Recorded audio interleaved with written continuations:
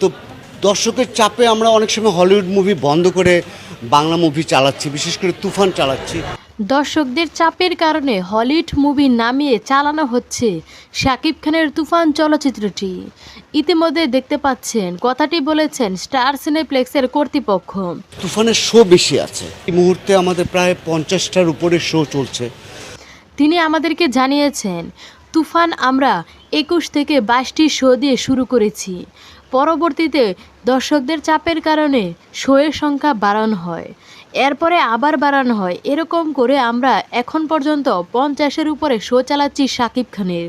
যদি দর্শক চাহিদা আরও থাকে তাহলে শোয়ের সংখ্যা আরও বাড়বে বলে জানিয়েছেন তিনি।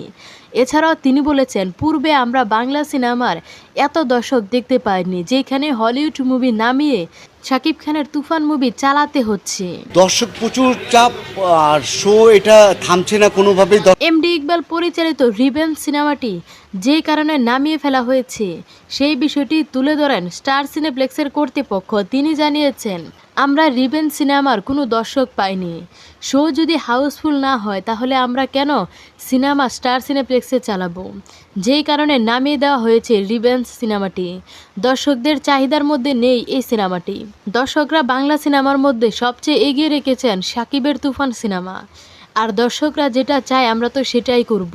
টাকলা ইকবাল তো ইতিমধ্যে অনেক চাপা মেরেছেন, অনেক চাপাবাজি করেছেন। এখন আপনি কি বলবেন?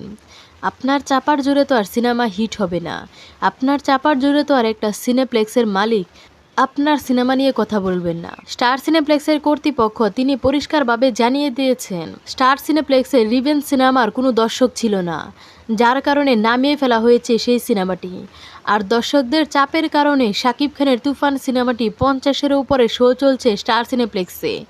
তো সকল সাকিবিয়ানরা এবার স্টার সিনেপ্লেক্সের কর্তৃপক্ষের মুখ থেকে এই ধরনের কথা শোনার পরবর্তীতে আপনাদের কি মতামত সেটি অবশ্যই ভিডিওর কমেন্টের মাধ্যমে আপনাদের মূল্যবান মন্তব্যটি জানিয়ে দিবেন।